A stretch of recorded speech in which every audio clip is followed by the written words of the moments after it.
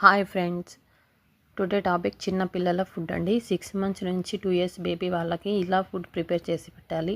అందుకు కావాల్సినవి rice, dal, carrot. వీటిని ముందుగా బాగా కడగాలి. వీటిని కుక్కర్లో వేసి బాగా ఉడికించాలి. తర్వాత కొంచెం సాల్ట్ వేసి బాగా స్మాష్ చేయాలి. తర్వాత ఒక బౌల్లోకి ఫుడ్ తీసుకొని కొంచెం నెయ్యి వేసి కలిపి తినిపించాలి.